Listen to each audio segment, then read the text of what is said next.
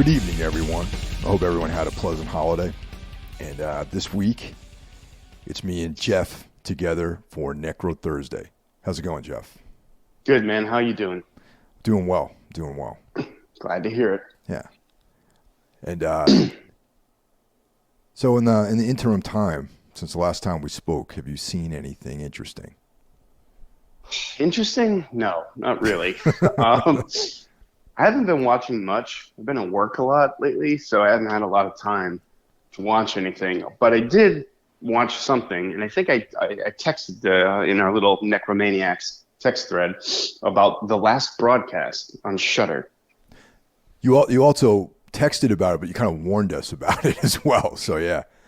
Well, I saw an ad for it somewhere. I think on Instagram, something like as this lost gem of the found footage genre that came out in 1998, and I was like, oh, okay, I'll check that out. And it was basically like the cable access version of like Blair Witch. Like it was obviously made with no budget, made by like just a bunch of people with a camera, which is fine.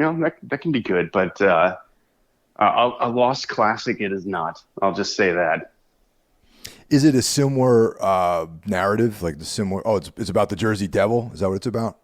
Sort of. It's about people trying to make a documentary, and actually, it's fun. I said cable access. I think that these people, like in the film, work. Their show is like a cable access show or whatever, and they're doing this documentary about the Jersey Devil, and they went into the woods, and only one came out. It's a cool premise, cool idea. It's what interested me about it is it was a horror movie, a found footage one, and that I never heard of, especially at a time when like that was maybe like a couple years before the Blair Witch Project. So that kind of piqued my interest a little bit. I was like, how is this not? I'd never heard of it. And then I watched it, and I was like, "Oh, it's bad." That's why I never like went anywhere. I like the subject matter of that stuff. I have to be honest with you. I didn't really like the Blair Witch Project when I saw it in the theater back in the day. I remember me and Taz Niles went to go see it, and I was like so excited about it because it was very much in line with a lot of the things that I really liked, And yeah, I like the very end. Mm. And I like some of the things with like the weird sticks and all that kind of stuff. Sure. And picked up on the references with like, to me I was like, oh, this is like some Carl Edward Wagner stuff in the woods, because there's a short story by him called Sticks, and those types of things figure heavily in that. And but I just didn't really enjoy it. And going back, I actually like it a lot more. There was also there was a Jersey Devil movie called The Barons, which came out, which wasn't that good either. I don't think I've even heard of that. Yeah. But there is a short story by, I read it in a collection, a short story called The Barons by F. Paul Wilson. Okay. And that one is more like a weird fiction, folk horror kind of thing that takes place in the Pine Barrens in New Jersey. And yeah, I don't know what any of this has to do with, with what you just said, but like I'm just like rambling right now. But that actually was pretty good, So the idea of this stuff is interesting, but I feel like a lot of the found footage stuff doesn't quite hit the mark with it, No, and this isn't really about the Jersey Devil at all. It's about like a murder case, which is again like I was when I saw like Jersey Devil, that's what it really got me going because I love stuff like that. Anything about like the Loch Ness monster, Bigfoot, all that. I love that kind of stuff. Love it. Cryptozoology, yeah, I like that kind of stuff. Yeah. Too. There's a great movie about the Loch Ness Monster mockumentary with Werner Herzog. He didn't direct it, but he's in it. It's called it's the Searching for Loch Ness or Legend of Loch Ness, something like that. It's a very good found footage movie about someone trying to make a movie about the Loch Ness Monster. It's also kind of more of a comedy. Like it's very funny. Yeah, I can see that. But yeah, so I was kind of hoping for something like that. Maybe this is like this lost classic or. It's not. And it's too bad because, maybe not found footage, but again, like you said, cryptozoology stuff I love. Like There's a great movie from around that time called The Mothman Prophecies, which I'm sure everyone has seen Oh yeah. at this point. Yeah. I love that movie. Me too, actually. And it's based on, there's some like folklorish stories that it's based on, like some, like actual accounts of people and their experiences, and it was pretty. I thought that was really cool. That was a good movie, I thought. Yeah, it was good. I remember not getting very well received at the time, but and being sort of alone and enjoying it. But I hadn't seen it maybe since God, I don't know, 15, 20 years. It's been forever. Curious watching it now how I'd feel about it. So I'm gonna watch that tonight. Yeah, there's a bunch of like related books to that too that have to do with like the Men in Black and all that sort of stuff. Yeah, it's also stuff like that really interests me when there's some credibility around it, where like multiple people like have similar stories and things like that. It's not just some one lone wacko claiming this experience. You know what I mean? Yeah, definitely. I love all that stuff, man. That's like definitely something that hooks me in. Yeah, I mean, so that's really mostly what I thought. The only thing worth noting, other than I wanted to mention, I've listened to more music lately You have? at work, and yeah, well, I've been doing this thing where I'll just say a song like, "Hey, play this," and then kind of let my Apple Radio go off on its own. And I gotta say, like, my Apple Radio went to some disturbing areas where I'm like, why would it think I like this? Like, Limp Bizkit came up. Oh yeah, hell yeah, that's sick, man. Yeah. I immediately like rolled up the windows and turned it down.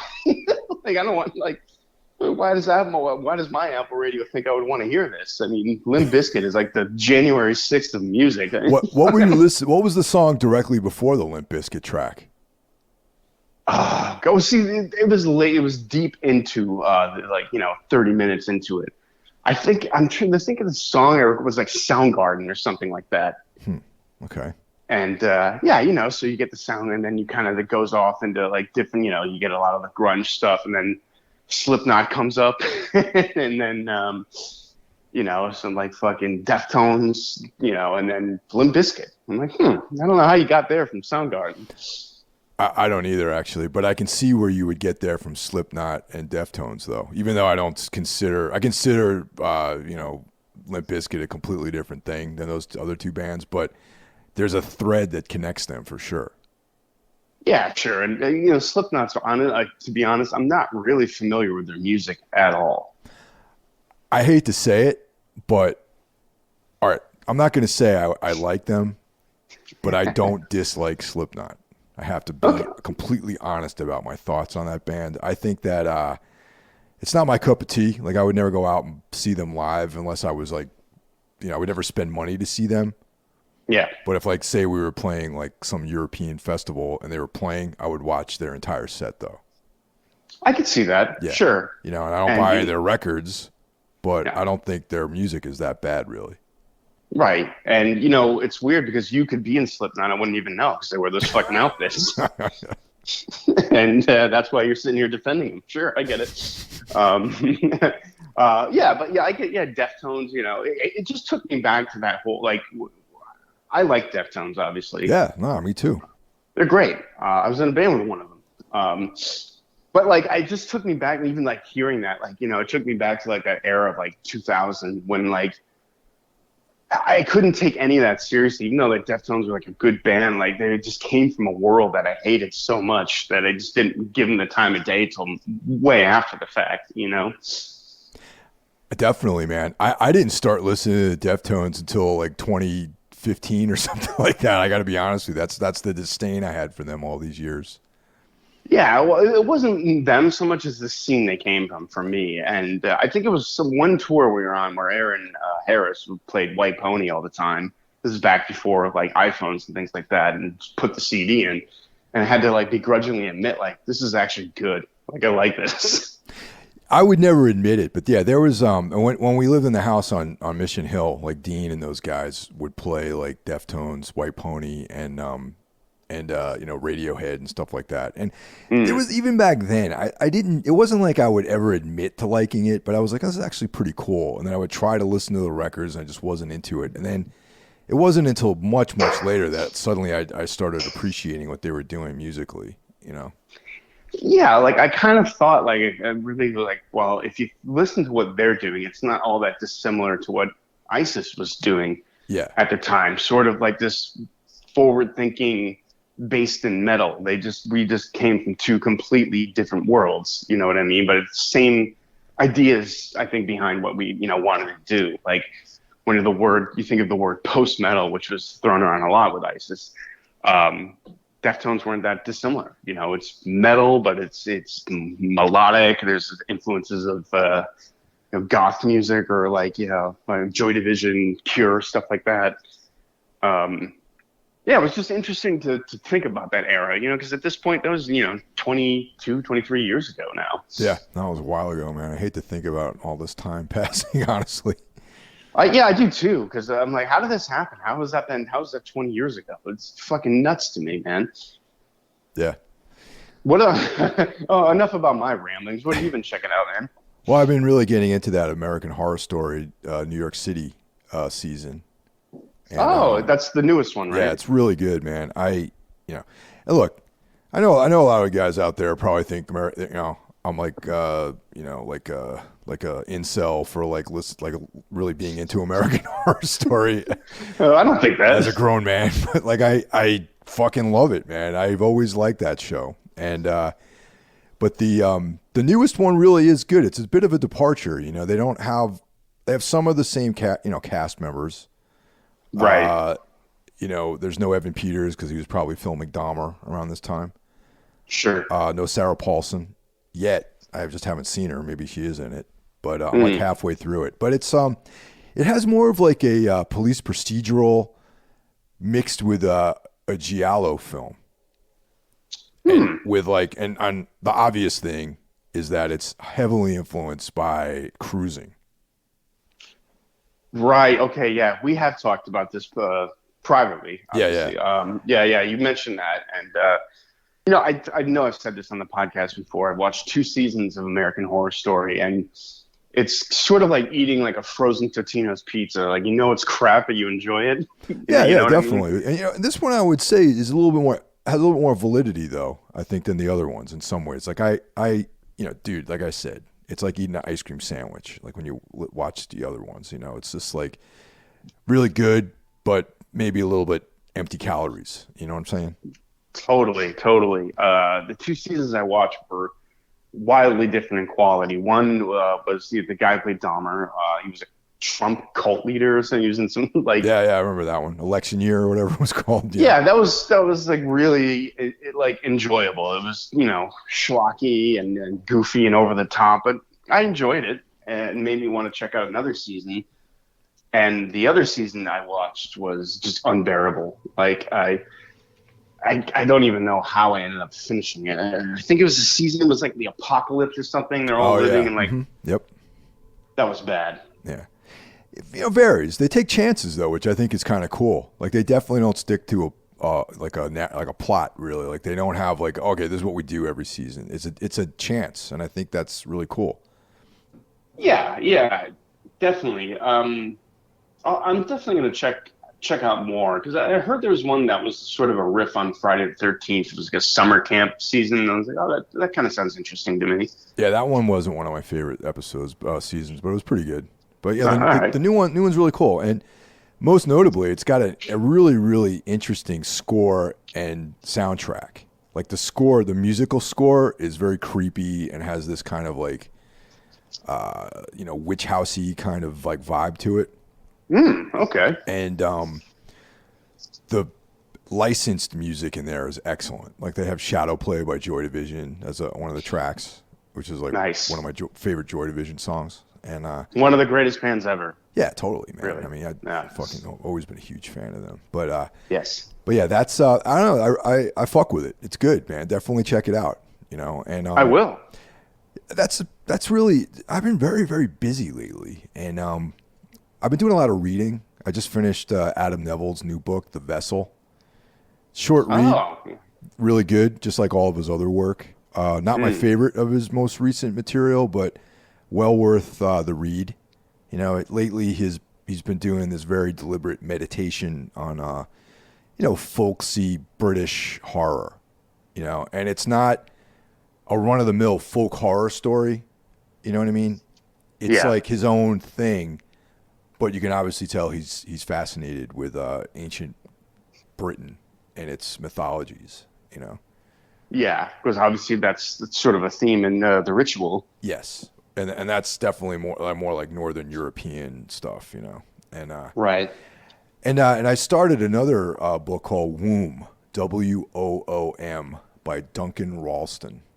Okay, and it's an extreme horror. It's a totally different trip than The Vessel. Like The Vessel is like kind of like moody and intellectual and stuff like that, and this is just Right. like brutal and bloody, transgressive. Very very intense kind of splattery kind of like horror novel. It's short as well. It's like 135 pages, I think.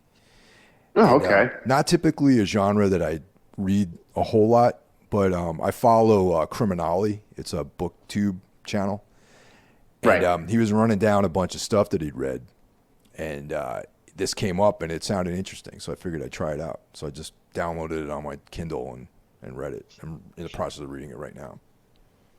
Yeah, I read something recently too, or reread something, I should say. The Stephen King story, N. Have you read that one? I don't think I've read that one actually.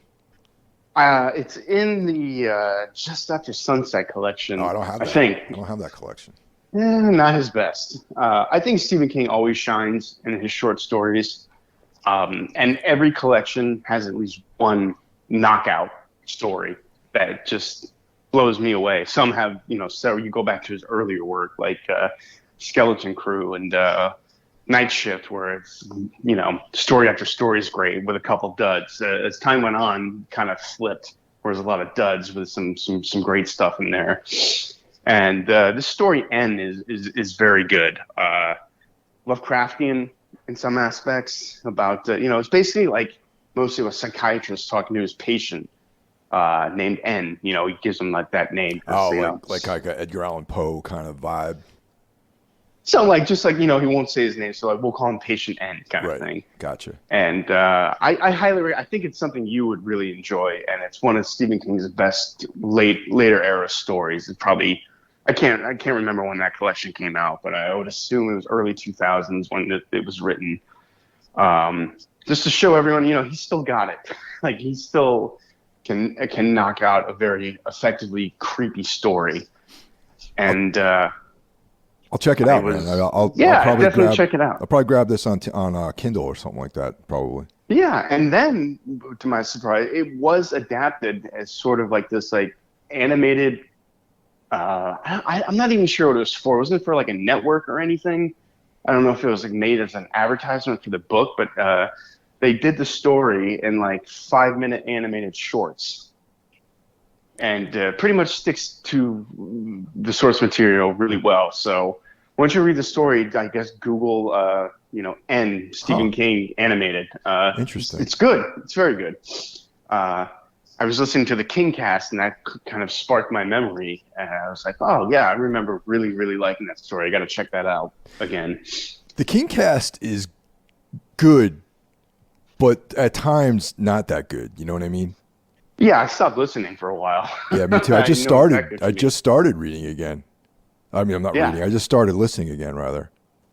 Yeah, me too. There was, it's one of those things I check in on every once in a while. I'm like, okay, who's the guest and what are they talking about? And I was like, oh, N. I remember liking that one. I'm going to listen to this.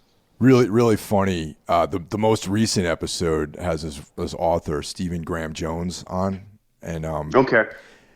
he was telling a story. I forgot the Stephen King. The monkey. They were doing that. Oh, right. The night Skeleton Crew. Yeah. Skeleton Crew, yeah. And he was talking about how that story had originally appeared in Gallery, the porno magazine. Oh, wow, really? Yeah, so he was saying, he's like, he's from Texas, so he's got that drawl, and he's like, Sure. It's like, so I figured I'd start submitting my work. I figured I submitted my first short story to Jugs, Juggs. Or you know what that magazine is? And I was just like, can you imagine that as an author? I'm gonna start submitting short stories to fucking Jugs magazine. I cannot. I mean, Playboy, sure. I mean, that Playboy had a legitimacy to it. Yeah, Jugs, dude.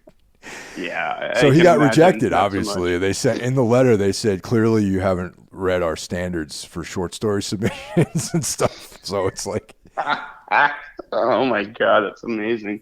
Yeah. I'm sure those guys got a kick out of that. Oh yeah, man, dude. I was audibly I was driving home from the city because I had to go to New York for work a few days ago, and I was driving back. I was going through the Lincoln Tunnel, and I heard that, and I was just like,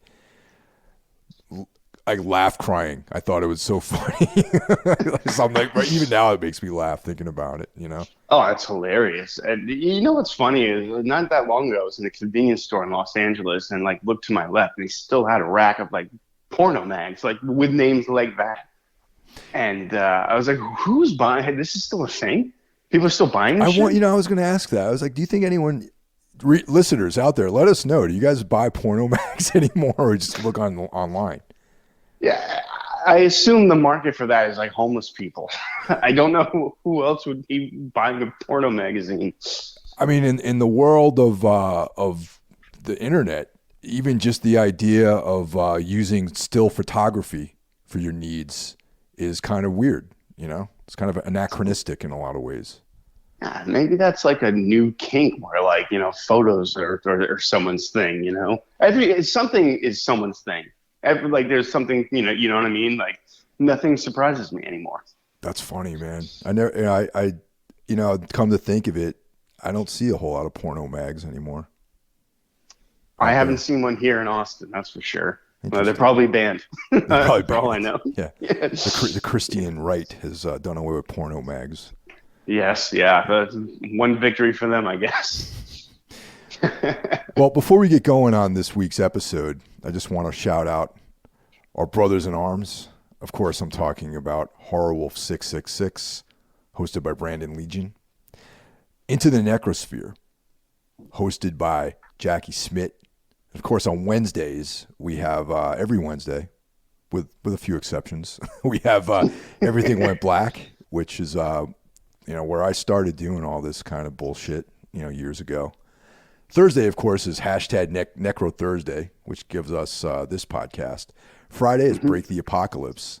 And on Sunday, the Lord's Day, my buddy Carl Hikara delivers Soul Knocks for blasphemy, occultism, and the esoteric. So when you're done listening to this, do yourself a favor and check out all these shows, and we got you covered for the entire week, with the exception of Saturday.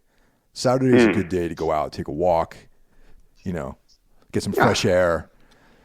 Buy a porn magazine. Buy a porn mag in a 7-Eleven. Yeah. that kind of thing. Yeah. Go with your Slurpee. Yeah. So this week, Jeff and I decided to find out what all the talk is about the movie Smile, which seems to be a very successful film. Oh, no question. Written and directed by Parker Finn. Okay. Now, I checked it. There's no hyperlink when you look at this guy's name anywhere. You know what I mean? Right, yeah. So I went, and he only has 2 credits, really, and they're both shorts. Laura Hasn't Slept and The Hide Behind. Are you familiar with this guy at all? No. Parker, a name like Parker Finn, I assume he's got to be a young guy. You think? He looks young. I saw a photo of him, and he looked like a younger gentleman. But then again, everyone looks like a kid to me who's under 40. I'm getting to that point myself. Well, I am sort of familiar with the Laura Isn't Sleep, because I think that's what Smile is based on. That's correct. I was going to get to that. Right. Okay. Yes. That was what got him the nod, the green light to do this film, because it's apparently an expansion on that story. And it feels like it, yes. Yeah, I haven't seen the story myself, but it's and we'll get to our feelings about this movie. But Yes, we will. but yeah. So this movie is 115 minutes long, Yes, it is. and I felt every minute of this movie. Okay. Oh, interesting. Interesting. Yeah. I was also going to bring up the running time that this movie didn't feel that long to me, actually. It did feel bloated, but I wasn't bored. I'll say that. Anyhow. I'm just gonna run down a couple of the main players in this movie. So we have Josie Bacon as Dr. Rose Cotter, who is the star of the film. We've got Jesse T. Usher as Trevor, her fiance. Kyle Galliner as Joel, her ex. Robin Weigert as Dr. Northcutt. That's her therapist.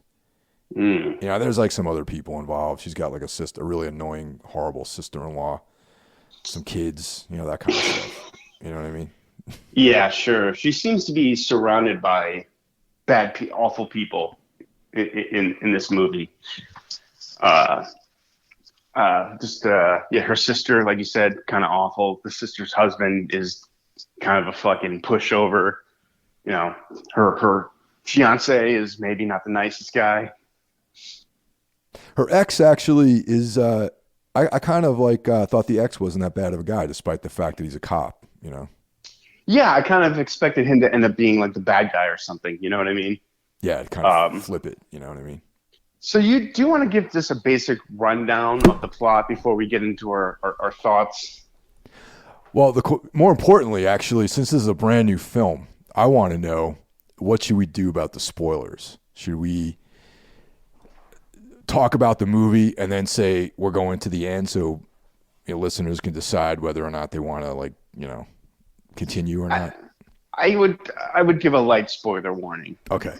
For sure. And based on the comments that I've gotten, a lot of people actually try to watch the movie before they listen to the episode. So, just want to give you guys fair warning that we're going to talk about the ending because it kind of sets up some more discussion that I learned about the future of this film. So that's my take on it. Well, I'm interested to hear that then because I didn't know, Yeah. but I suspected that we might see more of these. Yeah. Hopefully not almost 2 hours long though. Yeah. Hopefully not. Yeah. So basically, this is a curse movie. It is. It's we find our protagonist, Dr. Welcome Back Cotter, as I had to make a reference. No, I wonder how many people even know what the hell I'm talking about when I say Welcome Back Cotter. But I do. Yeah, I know you do, but anyway. Yeah. So she's an overworked psychoanalyst, and we see her. She's talking to one of her patients, and she works in some sort of extreme ward of the hospital where everyone's like really heavily, has some serious heavy psychological problems. So that's her role. So she's working mad hours, and this person that is her patient has very skittish, and you can tell she's upset by something, and then a change comes over her, and she is immobilized and develops this like smile, hence the title of this film, and then ends up killing herself with a shard of broken vase in front of the Dr. Cotter. And she falls, she's bleeding out, and then they roll the credit. Okay, and that's, I got to be honest with you, at this point, I saw a trailer for this film. When one of the other movies I'd seen recently, this trailer came up, and I was like, man, this doesn't look interesting at all to me. Like the smile, I don't know, that more than anything, the smile put me off to this movie, right? Okay. Right in the trailer version of this thing here, and I was like, I might have to skip this one. You know what I mean? Sure. The first 10 minutes of this film, I thought was pretty good. It kind of hooked me in a little bit.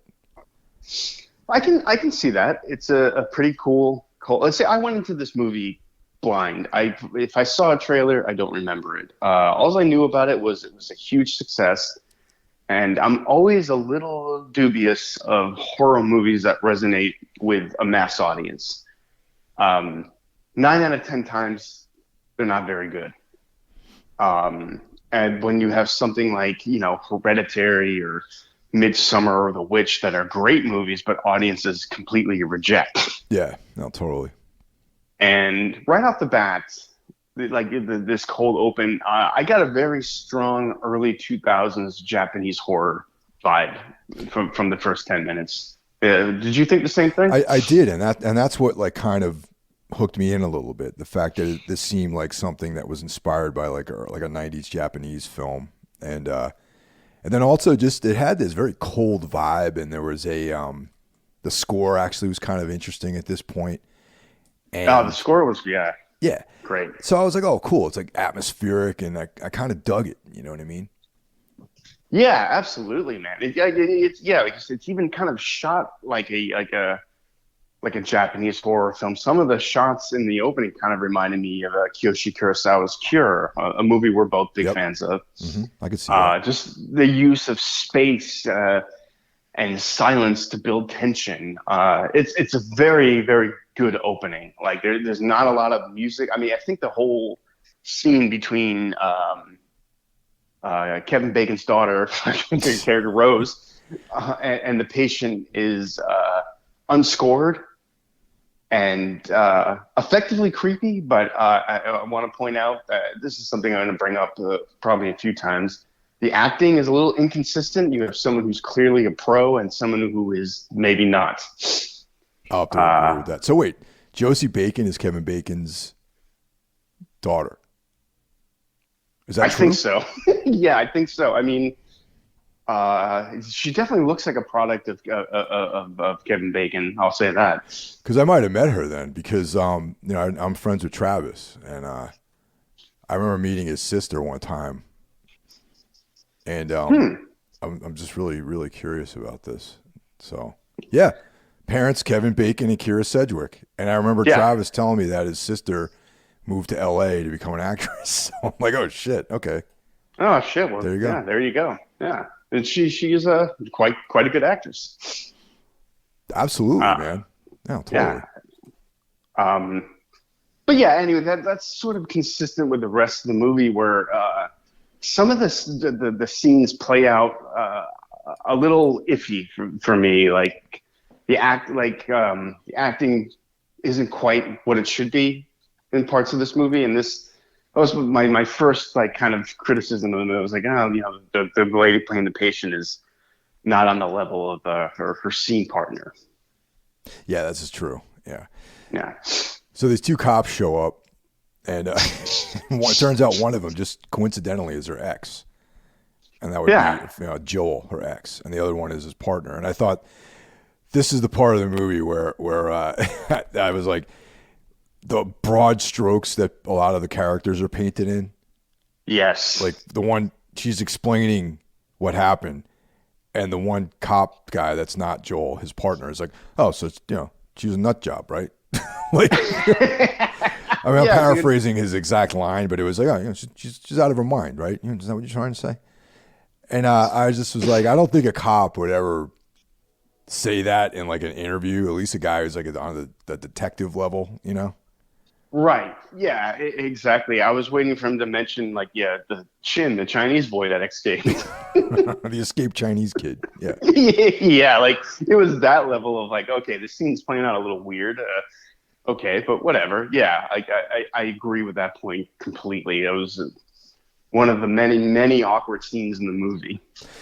So the premise of this film actually, it's like you said, it's a cursed movie. So there's this entity that exists sort of what I gather in this like ethereal dimension that infects all these people and possesses them.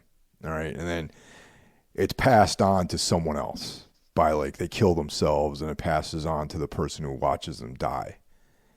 And that's Yes. kind of the mythology of this whole storyline. Now, maybe this was better off as like a short, in my opinion. You know what I mean? Because there's just a lot of meditations on this theme that just seem to go on and on and on forever in this movie.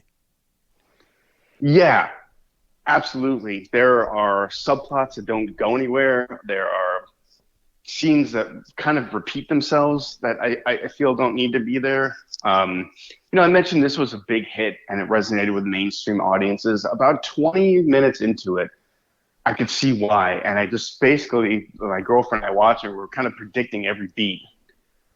This movie does not have one horror trope that it doesn't love. Like, they're all in here. Yeah. Jump scares, fake outs, loud, cut to silence. It has all the trappings of people who don't watch a lot of horror movies would enjoy because maybe they hadn't seen something like this before. Maybe they haven't seen It Follows, which you brought up before we started.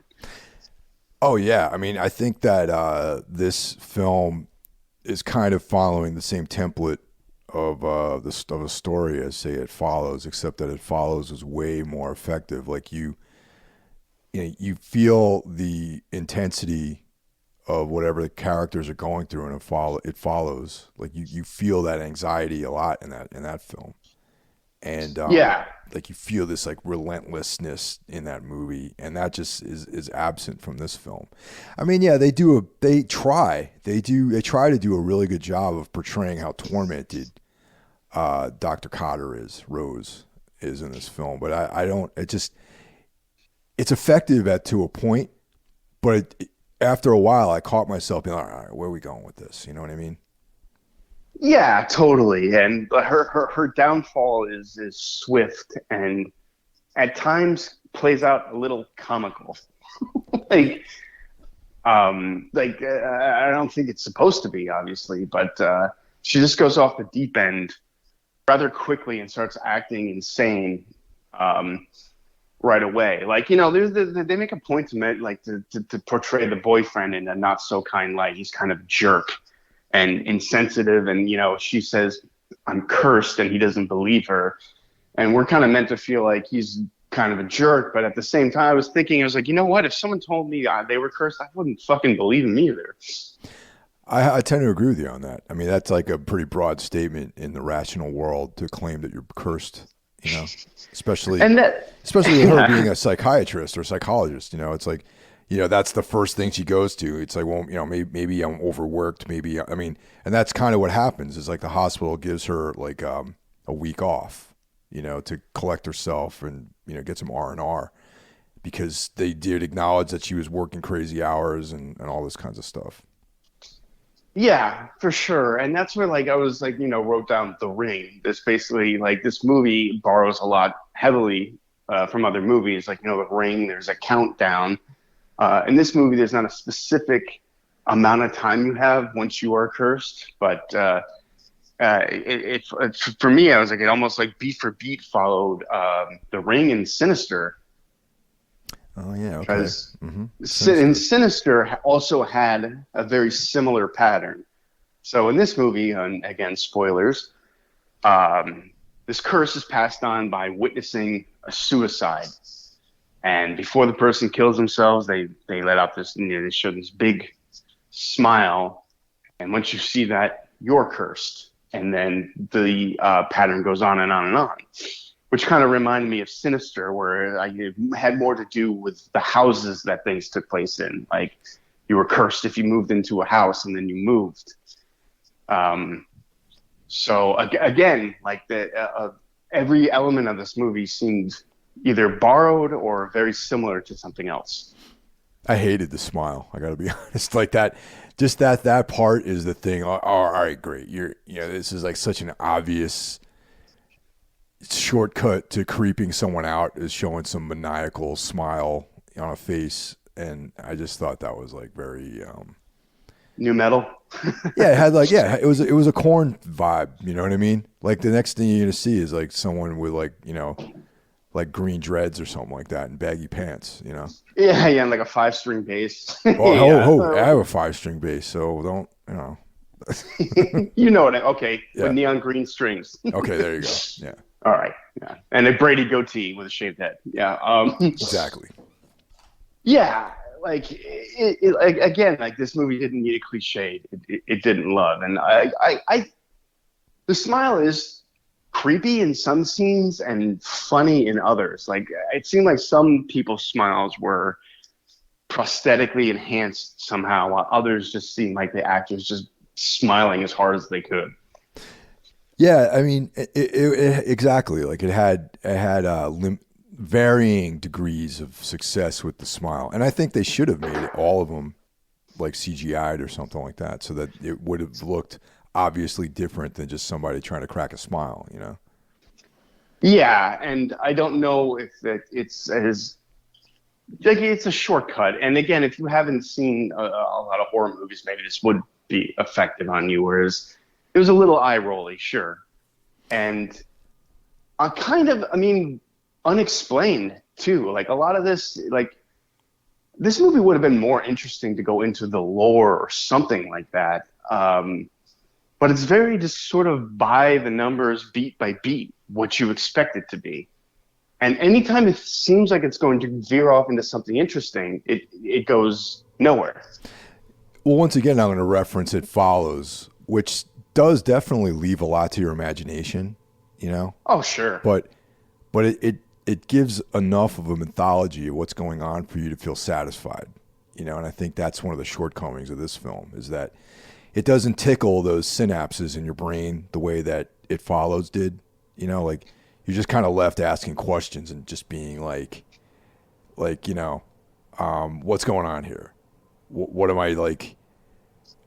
Give me more because I don't quite have enough to get a full picture of what the story is. You know what I mean? Sure. Yeah. Ambiguity and something like this can be a great thing. Like, I don't need everything spelled out for me. But in this, like, this needed it. This needed something just to hook me in. And it just didn't have that something. Um, And especially in a movie that's 2 hours long, that probably could have been a good 15 minutes shorter. You know, you would kind of hope they'd go into just something. Give me something other than like the dark hallway with do you see a figure or don't you? You know, it's something. Yeah. And there were definitely some unintentionally funny scenes in there too, which I think they were unintentional actually.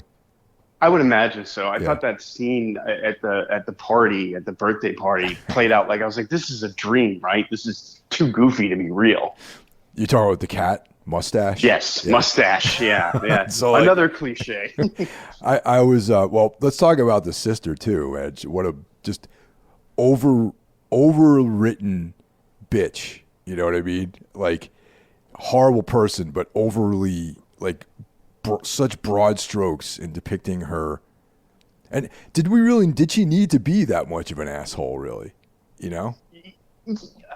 Yeah, I mean, they made such a point of making her surroundings so unlikable that I thought it would be a bigger part of the movie. Yeah, the sister is very broad, and her husband, the sister's husband, that is, he's maybe on screen for 5 minutes, but he's in. You know, they make a point to make him like a milk toast to push over, and it kind of goes nowhere. Like, you know, so she has this, so that's not her name, Rose, has this interaction with her patient. She goes home, she drinks wine. Again, they make it a point to show her that, you know, she's drinking wine to relieve her stress. And in another awkward scene, like when the boyfriend comes home and sees her, she seems like wasted to Yeah. me. The way she was acting, I was like, did they maybe cut some stuff before this, like showing her drinking in her car or something like that? Because it shows her drinking one glass of wine and she's acting like very hammered. And again, I'm like, oh, does this movie going to be make some more interesting points with this? But it doesn't. And then we get to the dinner scene, and the only thing I really this is like says something about my attention span. All I could really focus on was a carrot. Like everyone had like these two big carrots on their plate. You know, I was focusing on the same thing too, man. Oh, good. Okay. I was like, what's up with those carrots? Yeah. That's so funny that you picked up on that. Yeah. That struck me as very odd. Like, okay, you know, they clearly had carrots at craft service in this movie. But yeah, okay, that dinner scene you get a lot. The sister's a bitch, the fucking bro, like comically so.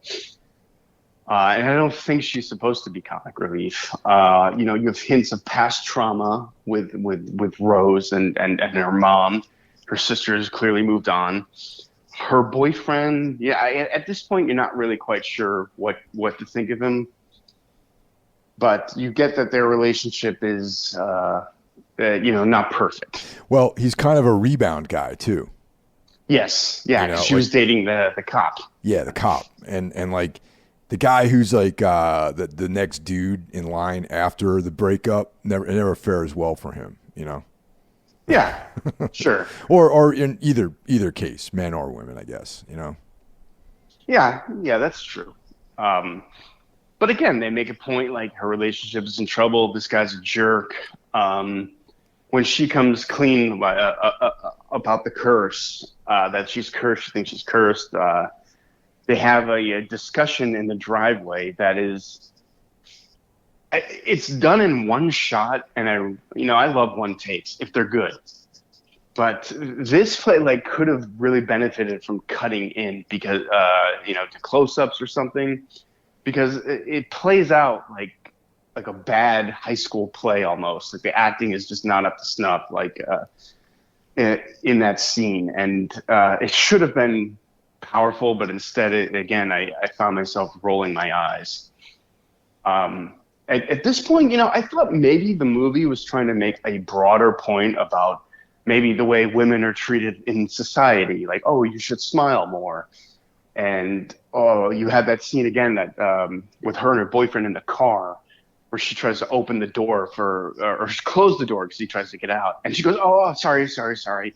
She keeps apologizing for herself, and I was like, "Oh, okay, they might be going somewhere with this, like making some sort of comment on society."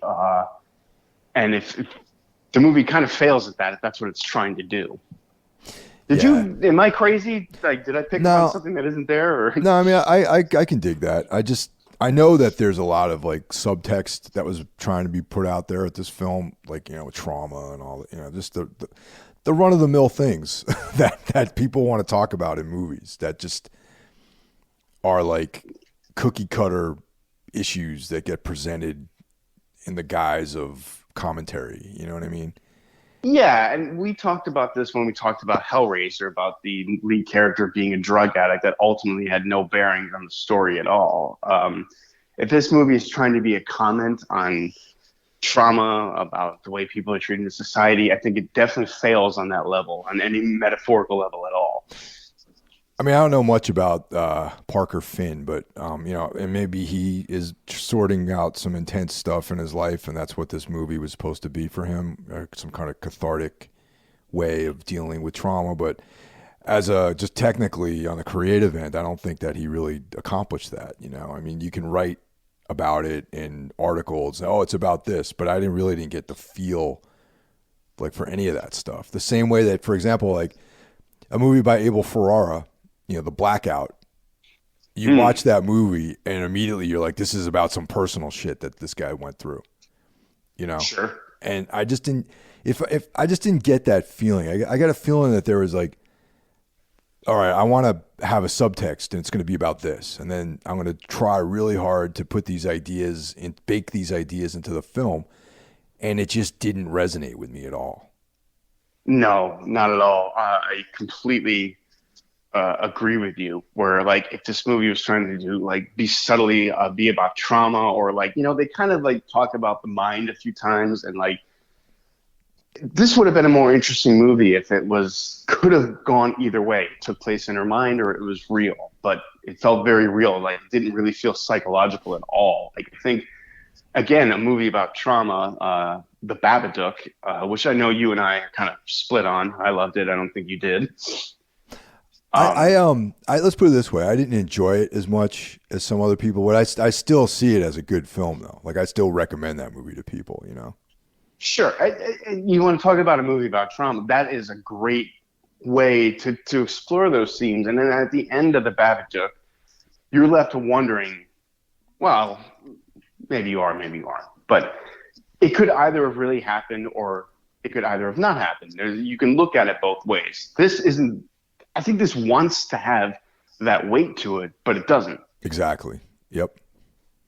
And yeah, I the movie kind of like, again, like they introduce subplot. Okay, like speaking of horror cliches, as I mentioned before, there is not only a Google scene in the movie because As soon as that happened, because I know that that's like a really, you hate that. I knew that, I'm like, oh, Jeff's going to have something to say about this. yeah, it drives me fucking nuts. At least it didn't have her talking to herself like, oh, he's at the asylum. I mean, you know what I mean? Yeah. 10 found dead. Yeah, Brazil. At least it has like a blue highlighting of what the audience should be, paying attention to. So yeah, you have that, and then you have not one but two scenes of reluctant exposition characters. Me, like, it's in every fucking cliche horror movie where the person goes to find out more about what's happening to them, and they are reluctant. They know more than she does, but they don't want to talk about it. And you get two of those in this movie. And it said, surely this has to go somewhere. Like she goes to see the previous suicide victim who was cursed, and we get a little bit more of the plot and exposition there before she's screamed and thrown out, and then we get another scene where we get more plot exposition from of a way to possibly break the curse. And that's who I was like, okay, maybe this movie is going to go somewhere interesting with this, because basically it's passed on by, to person to person. You kill yourself. Someone witnesses it. They're cursed. They kill themselves. Whoever witnesses it goes on. So this idea of a way to break the curse is introduced, where you can kill someone else as long as it's witnessed the curse is passed on and you don't die. This movie does nothing with that. Also, what a heavy-handed way to talk about trauma too. Sure. It's like, yeah, probably one of the most traumatizing events you can do is watch someone fucking kill themselves. So, now I'm traumatized because I watched this. It's like there was such a broad stroked, heavy-handed way of like talking about, quote unquote, talking about trauma. Yeah, totally agree. And I thought at this point the movie is going to become about Rose's decision. Okay, does she pass the curse on to someone else, and who? Who's she going to kill to rid herself of this burden? And I thought, okay, this is where all of this comes in. The sister's an asshole. The boyfriend's a jerk. I was like, this is where this movie's going, and or we're going to get some big, is she going to like just sacrifice herself and just deal with the ramifications of having this curse? It doesn't really you don't really, all of that exposition sets up is a dream sequence, basically, where she dreams of like, I'll kill this person and the curse will be lifted. But it's not real. It's a fucking dream. And that part was very funny, I thought. Yeah.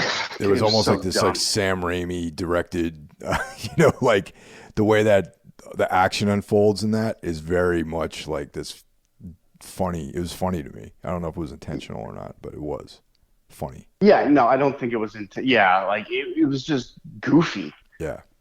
And I thought, well, okay, so that was a dream. Surely we're going to have some big moral dilemma then at the end, or something to tie this together. And ultimately, no. It just the ending kind of lands with a thud. I think we're supposed to be disturbed and unsettled, but when the credits started to roll, I just thought, oh, okay, well, that's over with. All right, so big spoiler coming up right here with the ending. Okay, so because I feel like now it's like, all right, guys, if you don't want to hear the end of the movie, come back later after you see it. Hopefully, you guys have already seen this film, but but so at the end, it turns out that she immolates herself basically. Yeah, and her ex is the one who witnesses this. So it implies that he is now the carrier of the curse. Right. All right. And on one hand, and then they roll credits. And on one hand, I was like, kudos for a downbeat ending, you know, Sure. but fuck you for setting up sequels. So I was like, damn, man. And sure enough, I read somewhere that there had been hinting about bringing this back for, a franchise or some bullshit like that. Yeah, and you can almost see exactly how that's going to play out. We're going to get more exposition about the whatever this entity is, because that's really hardly touched on in this at all. He's a cop, so he can be investigating his own, curse. Beat for beat, you can just tell Yeah. where this is going to go, and I Like mean, the sixth movie is going to be in outer space. yeah, definitely. And like the seventh one goes straight to streaming, and it's um, yeah. Again, like you mentioned, like she burns herself alive, and that should have way more weight than it does. But it's not a choice. She's not doing this to break the curse. She does it because now she's fully possessed, like everyone, like her patient at the beginning of the movie. It's no longer her. It's not like a moral choice, which is again, I thought maybe they'd go there. Maybe there's something kind of interesting there. There's interesting ideas in this movie that they don't do anything with. Instead, they use those interesting ideas and just kind of throw them into this very cliched horror movie. Yeah, no, totally. I mean, in a way, it almost made me feel like this whole movie was to set up a franchise. It definitely has that feel to it, doesn't it? It does, because like you were saying before, like we don't really get a whole lot of insights into what this thing actually is. And at the very end, she passes the curse on, and it's just like, oh, now this guy is thinking about setting up a franchise, around this very, very slim concept, really, in my opinion. Yeah, I don't see this really getting better with sequels. Like It Follows doesn't really explain much, but like I that movie doesn't need a sequel. I feel perfectly contained. Like and you like this just goes on and on and on, and that's how it's going to be. We don't really need a whole lot more of those or any. I think. Yeah, no, and there haven't been. That was it. Yeah, thankfully. This feels like like you said, like this intentionally was vague just to set up more movies and make a franchise out of this, which I'm not really too interested in seeing where this goes. I mean, all that said, I don't like there are some bright spots in this movie for sure. I think the acting from is good from Sosie Bacon. I think some of the directing was good. I don't know that his command of actors is quite there yet, because some of the scenes really fly off the rails acting wise, and veer into unintentional comedy. But are cool shots in this movie. I really liked a lot of the overhead shots and the camera turning upside down, I guess, to convey some sort of like a madness, something. It was effective. I like stuff like that. Yeah, definitely. I mean, like I said, the very beginning was cool. I enjoyed it. It had this very atmospheric, like, creepiness to it, and then I thought, like I was telling you over before the beginning of this, I fell asleep actually the first time I tried to watch it. I started the film up like too late at night during the week, and all I saw was like that opening scene, the credits, and then maybe 5 minutes, and then I woke up. It was like 6 o'clock in the morning after that, and I was like, oh damn, I slept. I didn't even see it. Yeah, So I had a similar experience watching it, but I was kind of in and out throughout the whole thing, and I thought, well, that's not fair to the movie. I really need to give it my attention.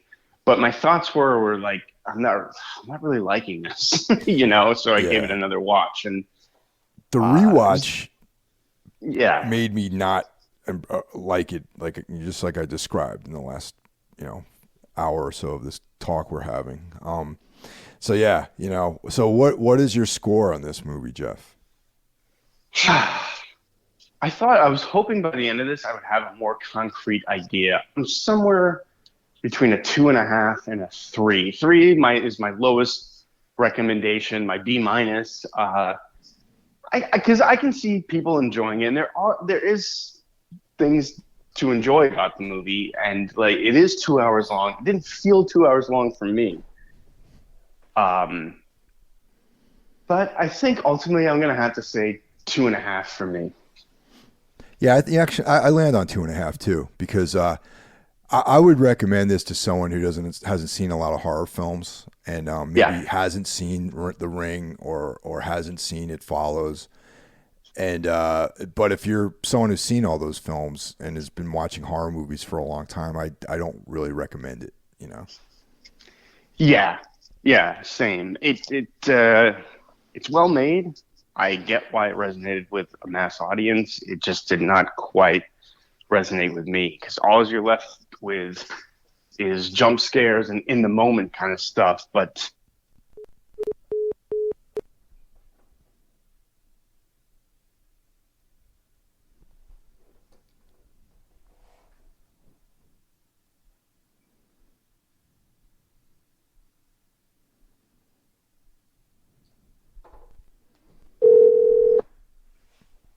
Yeah, hello. yeah, you dropped out. Oh, oh, sorry about that. Where did we drop out? You were talking about jump scares and all that sort of stuff.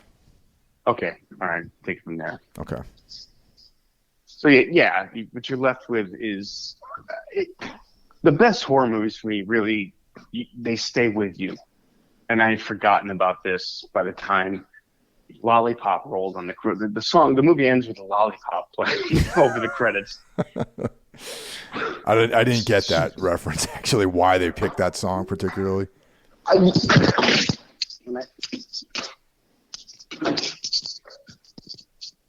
sorry, Mike, I dropped my phone. Yeah, I was so angry over the lollipop, I dropped my phone. Yeah, I didn't get that reference either. Uh, I thought I was going to ask you about it, actually. Did you pick up on any reason No. for that? Maybe the guy liked it. I don't know. I don't have any connection. I don't see any tie-in with that song really.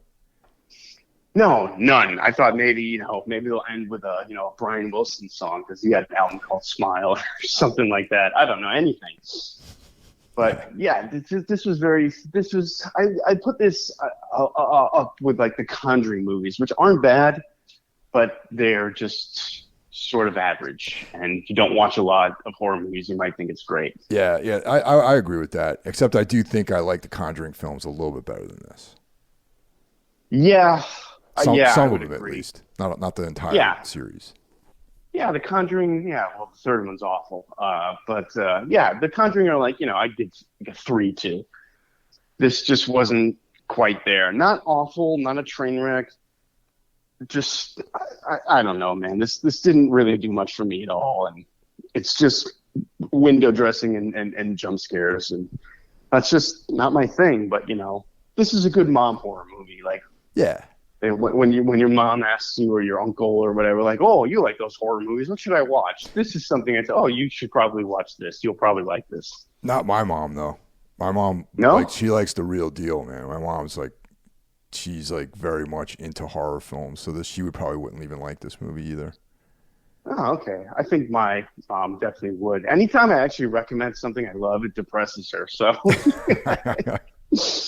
I remember telling my parents, you have to go see Seven in the theater, and then being like, why the hell did you think we'd want to watch that? Yeah. No, So yeah, my mom loved Seven. She likes Salem's Lot. She likes The Shining. She likes Halloween. She likes all that stuff. yeah. My mom actually, yeah. The reason I saw The Shining when I was a kid is I was watching it with my mom. The reason I'm into even know who Stephen King was when I was a kid was because of my mother. She loved all that stuff, but she's 75 now and doesn't really keep up with it like she used to. Yeah. Yeah, my mom just Um, recently watched the entire Omen series. All the sequels that were on. They're on HBO Max right now. I think I've only seen the first one and the remake. I never saw the remake. I saw the first two, and the one Okay, with Sam Neill is in one of the sequels. he's in the third one, I The think. third one. So I saw the first three then. Yeah.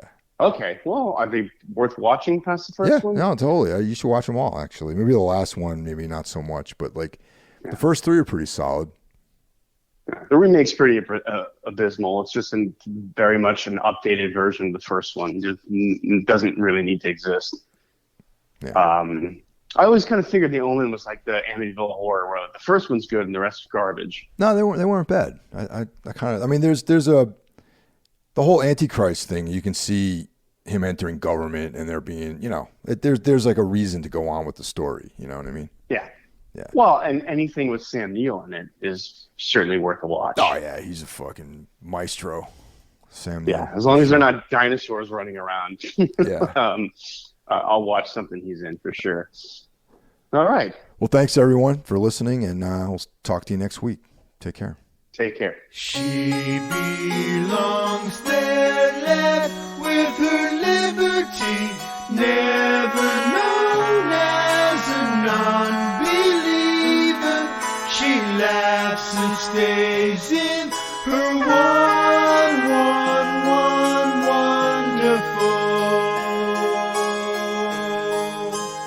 wonderful. She knew how to gather the forest when God reached softly and moved her body.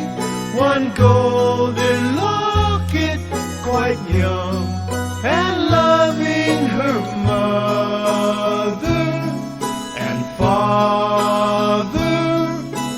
Farther down the path was a mystery. Through the recess, the chalk and numbers, a boy bumped into her wonderful.